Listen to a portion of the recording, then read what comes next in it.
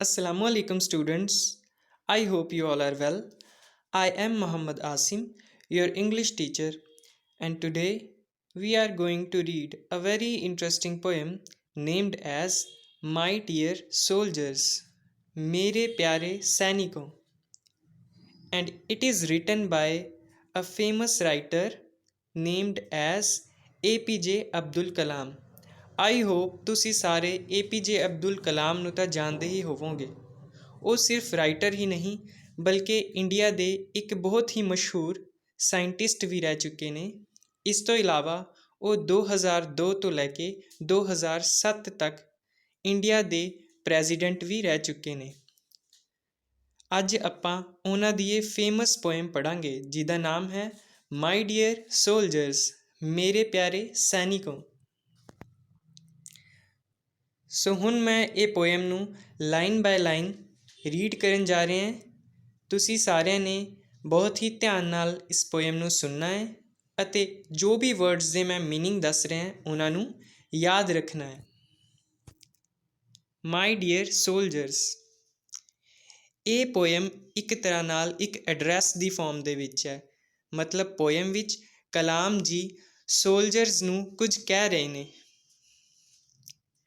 ਕਲਾਮ ਜੀ ਕਹਿੰਦੇ ਨੇ ਓ defenders of borders, ਮਤਲਬ ਉਹ ਬਾਰਡਰਸ ਨੂੰ ਡਿਫੈਂਡ ਕਰਨ ਵਾਲੇ, ਉਹ ਸਾਡੇ ਬਾਰਡਰਸ ਦਾ ਰਾਖੀ ਕਰਨ ਵਾਲੇ। You are great sons of my land, ਤੁਸੀਂ ਸਾਡੀ ਧਰਤੀ ਦੇ ਮਹਾਨ ਸਨਸ ਹੋ। ਮਤਲਬ ਇਹਨਾਂ ਨੇ ਸੋਲਜਰਸ ਨੂੰ ਕਿਹਾ ਕਿ ਤੁਸੀਂ ਸਾਡੇ ਬਾਰਡਰਸ ਨੂੰ ਡਿਫੈਂਡ ਕਰਦੇ ਹੋ। ਡਿਫੈਂਡ ਮਤਲਬ ਬਚਾਉਣਾ, ਰੱਖਿਆ ਕਰਨੀ।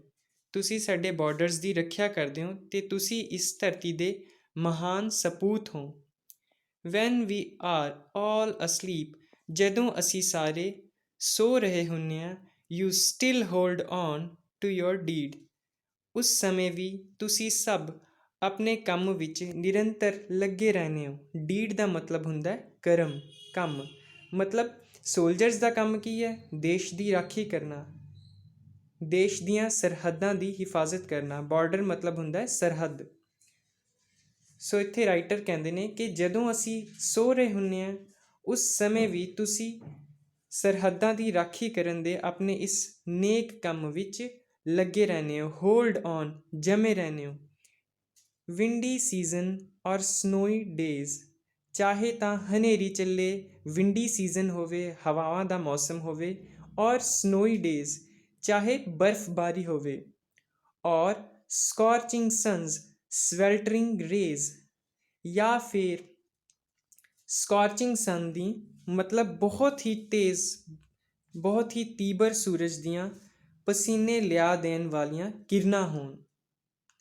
ਜਿਵੇਂ ਕਿ ਆਪਾਂ ਨੂੰ ਪਤਾ ਹੀ ਹੈ ਕਿ ਆਪਣੇ ਜੋ ਸੋਲਜਰਸ ਨੇ ਉਹ ਹਰ ਹਾਲਤ ਦੇ ਵਿੱਚ, ਹਰ ਮੌਸਮ ਦੇ ਵਿੱਚ ਡਟੇ ਹੀ ਰਹਿੰਦੇ ਨੇ। ਚਾਹੇ ਉਹ ਲੱਦਾਖ ਦਾ ਬਰਫਾਨੀ ਇਲਾਕਾ ਹੋਵੇ ਜਾਂ ਚਾਹੇ ਕੋਈ ਗਰਮ ਇਲਾਕਾ ਹੋਵੇ। ਇੱਥੇ ਜੋ ਆਪਣੇ ਰਾਈਟਰ ਨੇ ਉਹ ਇਹੀ ਗੱਲ ਕਹਿ ਰਹੇ ਨੇ ਵੀ ਚਾਹੇ ਵਿੰਡੀ ਸੀਜ਼ਨ ਹੋਵੇ, ਚਾਹੇ ਹਵਾਵਾਂ ਚੱਲਦੀਆਂ ਹੋਣ, ਚਾਹੇ ਸਨੋ ਮਤਲਬ ਬਰਫ਼ ਗਿਰ ਰਹੀ ਹੋਵੇ, ਚਾਹੇ ਤਪਦੀ ਗਰਮੀ ਹੋਵੇ, ਇੰਨੀ ਕਿ ਸਵੈਲਟਰਿੰਗ ਰੇਜ਼ ਮਤਲਬ ਸੂਰਜ ਦੀਆਂ ਕਿਰਨਾਂ ਇਨਸਾਨ ਦੇ ਪਸੀਨੇ ਬਹਾ ਰਹੀਆਂ ਹੋਣ, ਉਸ ਸਮੇਂ ਵੀ oh my dear soldiers, you are there guarding all the time awake, ਤੁਸੀਂ ਉਸ ਸਮੇਂ ਵੀ ਸਾਡੇ ਬਾਰਡਰਸ ਦੇ ਉੱਪਰ ਹੁੰਦੇ ਹੋ, ਜਾਗ ਰਹੇ ਹੁੰਦੇ ਹੋ ਅਤੇ ਸਾਡੇ ਬਾਰਡਰਸ ਦੀ ਹਿਫਾਜ਼ਤ ਕਰ ਰਹੇ ਹੁੰਦੇ ਹੋ, ਉਹਨਾਂ ਨੂੰ ਗਾਰਡ ਕਰ ਰਹੇ ਹੁੰਦੇ ਹੋ। ਟਰੇਡਿੰਗ ਦ ਲੋਨਲੀ ਐਕਸਪੈਂਸਿਸ ਐਜ਼ ਯੋਗੀਜ਼, ਹੁਣ ਟਰੇਡਿੰਗ ਦਾ ਕੀ ਮਤਲਬ ਹੈ? ਟਰੇਡਿੰਗ ਦਾ ਮਤਲਬ ਹੁੰਦਾ ਤੁਰਨਾ ਅਤੇ ਲੋਨਲੀ ਦਾ ਮਤਲਬ ਹੁੰਦਾ ਇਕੱਲੇ। ਐਕਸਪੈਂਸਿਸ ਦਾ ਮਤਲਬ ਫੈਲਿਆ ਹੋਇਆ। ਕਹਿੰਦੇ ਜਿਹੜੇ ਇਕੱਲੇ ਫੈਲੇ ਹੋਏ ਮੈਦਾਨ ਹੁੰਦੇ ਨੇ ਉਹਨਾਂ ਦੇ ਵਿੱਚ ਤੁਸੀਂ ਟਰੇਡ ਕਰ ਰਹੇ ਹੁੰਦੇ ਹੋ, ਤੁਰ ਰਹੇ ਹੁੰਦੇ ਹੋ, ਬਿਲਕੁਲ ਇਸੀ ਤਰ੍ਹਾਂ ਜਿਸ ਤਰ੍ਹਾਂ ਕਿ ਇੱਕ ਯੋਗੀ ਹੁੰਦਾ ਹੈ। ਜਿਹੜੇ ਯੋਗੀ ਹੁੰਦੇ ਨੇ ਉਹ ਜੰਗਲਾਂ ਦੇ ਵਿੱਚ, ਵੀਰਾਨਿਆਂ ਦੇ ਵਿੱਚ, ਸੁਨਸਾਨ ਇਲਾਕਿਆਂ ਦੇ ਵਿੱਚ ਤੁਰੇ ਜਾ ਰਹੇ ਹੁੰਦੇ ਨੇ। ਬਿਲਕੁਲ ਉਸੀ ਤਰ੍ਹਾਂ ਜਿਹੜੇ ਸਾਡੇ ਦੇਸ਼ ਦੇ ਸੋਲਜਰਸ ਨੇ ਉਹ ਵੀ ਆਪਣੇ ਕੰਮ ਦੇ ਵਿੱਚ ਨਿਰੰਤਰ ਤੁਰੇ ਜਾ ਰਹੇ ਹੁੰਦੇ ਨੇ। ਦੂਰ ਦੂਰ ਤੱਕ ਜਿਹੜਾ ਬਾਰਡਰ ਦਾ ਇਲਾਕਾ ਹੈ ਉਹ ਫੈਲਿਆ ਹੁੰਦਾ ਹੈ ਅਤੇ ਉਹਦੇ ਵਿੱਚ ਸਾਡੇ ਸੋਲਜਰਸ ਲਗਾਤਾਰ ਤੁਰੇ ਜਾ ਰਹੇ ਹੁੰਦੇ ਨੇ। ਕਿਸ ਵਾਸਤੇ? ਸਾਡੀ ਹਿਫਾਜ਼ਤ ਵਾਸਤੇ।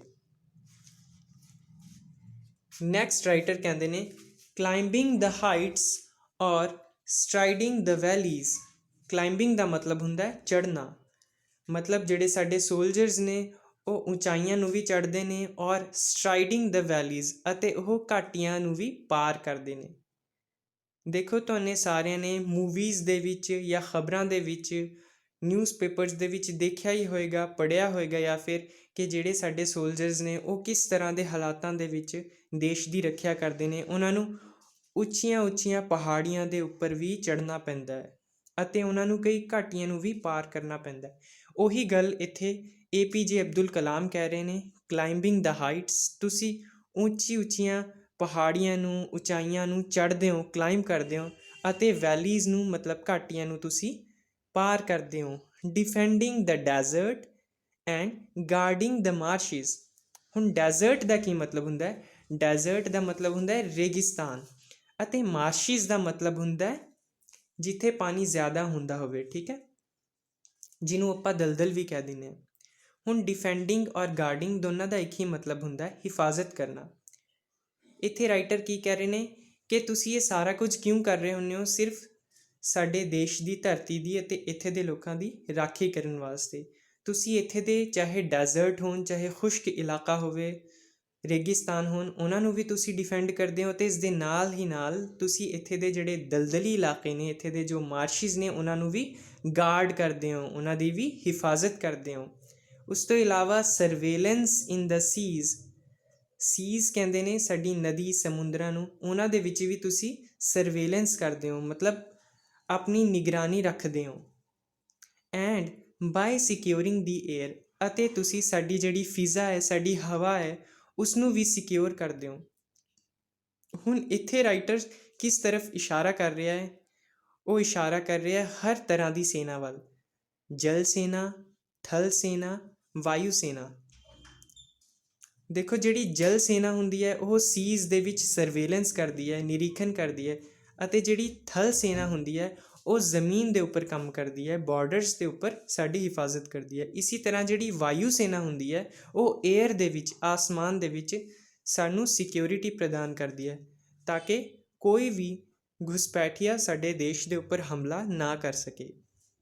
ਅਤੇ ਇਹ ਸਾਰਾ ਕੁਝ ਸਾਡੇ ਸੋਲਜਰਸ ਕਦੋਂ ਕਰਦੇ ਨੇ? Prime of your youth given to the nation. ਕਹਿੰਦੇ ਤੁਸੀਂ ਆਪਣੀ ਯੂਥ ਮਤਲਬ ਆਪਣੀ ਜਵਾਨੀ ਦਾ ਜਿਹੜਾ ਸ਼ਿਖਰ ਹੈ, ਪ੍ਰਾਈਮ ਹੈ, ਉਹ ਤੁਹਾਨੂੰ ਕਿਸ ਨੂੰ ਦੇ ਦਿੱਤਾ? ਆਪਣੇ ਨੇਸ਼ਨ ਨੂੰ, ਆਪਣੇ ਦੇਸ਼ ਨੂੰ ਦੇ ਦਿੱਤਾ। ਇਹ ਇੱਕ ਬਹੁਤ ਹੀ ਵੱਡਾ ਕੰਮ ਹੈ ਕਿ ਆਪਣੀ ਜਵਾਨੀ ਨੂੰ, ਜਿਹੜੇ ਦਿਨ ਉਹ ਆਪਣੇ ਪਰਿਵਾਰ ਨਾਲ ਹੱਸ ਖੇਡ ਕੇ ਬਿਤਾ ਸਕਦੇ ਸੀ, ਉਹ ਘੁੰਮਣ ਫਿਰਨ ਜਾ ਸਕਦੇ ਸੀ, ਬਾਕੀ ਜਵਾਨਾਂ ਦੀ ਤਰ੍ਹਾਂ ਉਹ ਇੱਧਰ ਉੱਧਰ ਘੁੰਮ ਸਕਦੇ ਸੀ, ਖਾ ਪੀ ਸਕਦੇ ਸੀ, ਮੌਜਾਂ ਮਾਰ ਸਕਦੇ ਸੀ, ਆਪਣੇ ਪਰਿਵਾਰ ਨਾਲ ਚੰਗਾ ਸਮਾਂ ਬਤੀਤ ਕਰ ਸਕਦੇ ਸੀ। ਆਪਣੀ ਉਸੇ ਜਵਾਨੀ ਨੂੰ ਉਹਨਾਂ ਨੇ ਆਪਣੇ ਦੇਸ਼ ਦੇ ਉੱਪਰ ਕੁਰਬਾਨ ਕਰ ਦਿੱਤਾ। ਇਹੀ ਕਾਰਨ ਹੈ ਕਿ ਅਬਦੁਲ ਕਲਾਮ ਕਹਿੰਦੇ ਨੇ wind chimes of my land vibrate your feet. Wind ਕਹਿੰਦੇ ਨੇ ਹਵਾ ਨੂੰ, ਅਤੇ ਚਾਈਮਸ ਕਹਿੰਦੇ ਨੇ ਘੰਟੀਆਂ ਨੂੰ। ਤਾਂ ਵਿੰਡ ਚਾਈਮਸ ਮਤਲਬ ਹਵਾ ਦੀਆਂ ਘੰਟੀਆਂ, ਮਤਲਬ ਜੋ ਹਵਾ ਸਾਡੀ ਚੱਲਦੀ ਹੈ, ਮੇਰੇ ਲੈਂਡ ਦੀ, ਮੇਰੀ ਧਰਤੀ ਦੀ ਜੋ ਹਵਾ ਚੱਲਦੀ ਹੈ ਉਹ ਵਾਈਬ੍ਰੇਟ ਕਰਦੀ ਹੈ ਯੋਰ ਫੀਟ, ਮਤਲਬ ਤੁਹਾਡੀ ਇਹ ਜੋ ਫੀਟ ਹੈ, ਤੁਹਾਡਾ ਇਹ ਬਹਾਦੁਰੀ ਦਾ ਜੋ ਕੰਮ ਹੈ, ਉਸ ਨੂੰ ਹਵਾ ਵੀ ਚੱਲ ਚੱਲ ਕੇ ਚਾਰੋਂ ਤਰਫ ਇਸ ਦੇ ਗੀਤ ਗਾਉਂਦੀ ਹੈ। ਵਾਈਬ੍ਰੇਟ ਕਰਨਾ ਮਤਲਬ ਹਿਲਾਣਾ, ਮਤਲਬ ਇਹ ਜਿਹੜੀ ਹਵਾ ਹੈ ਜਿੱਥੇ ਜਿੱਥੇ ਵੀ ਵਗਦੀ ਹੈ, ਹਰ ਜਗ੍ਹਾ ਤੁਹਾਡੀ ਵੀਰਤਾ ਦੀ, ਤੁਹਾਡੇ ਸ਼ੌਰਯ ਦੀ ਇਹ ਗਾਥਾ ਹਰ ਇੱਕ ਪਾਸੇ ਹੀ ਉਹ ਸੁਣਾ ਰਹੀ ਹੁੰਦੀ ਹੈ। ਆਖਿਰ ਦੇ ਵਿੱਚ ਬਹੁਤ ਇੰਪੋਰਟੈਂਟ ਲਾਈਨਸ ਨੇ। APJ ਅਬਦੁਲ ਕਲਾਮ ਆਪਣੀ ਇਸ ਪੋਇਮ ਨੂੰ ਖ਼ਤਮ ਕਰਦੇ ਨੇ ਇੱਕ ਪ੍ਰੇਅਰ ਕਰਕੇ, ਇੱਕ ਦੁਆ ਕਰਕੇ, ਸੋਲਜਰਸ ਵਾਸਤੇ ਅਰਦਾਸ ਕਰਕੇ। ਉਹ ਕੀ ਕਹਿੰਦੇ ਨੇ? ਕਹਿੰਦੇ ਨੇ we pray for you brave man. ਅਸੀਂ ਤੁਹਾਡੇ ਵਾਸਤੇ ਅਰਦਾਸ ਕਰਦੇ ਹਾਂ, ਦੁਆ ਕਰਦੇ ਹਾਂ, ਬਹਾਦਰ ਲੋਕੋਂ, brave man. May the lord bless you all. ਪਰਮਾਤਮਾ ਤੁਹਾਨੂੰ ਸਭ ਨੂੰ ਆਸ਼ੀਰਵਾਦ ਦੇਵੇ। ਤੇ ਇੱਥੇ ਸਾਡੀ ਇਹ ਬਹੁਤ ਹੀ ਛੋਟੀ ਔਰ ਪਿਆਰੀ ਜਿਹੀ ਪੋਇਮ ਖਤਮ ਹੋ ਜਾਂਦੀ ਹੈ।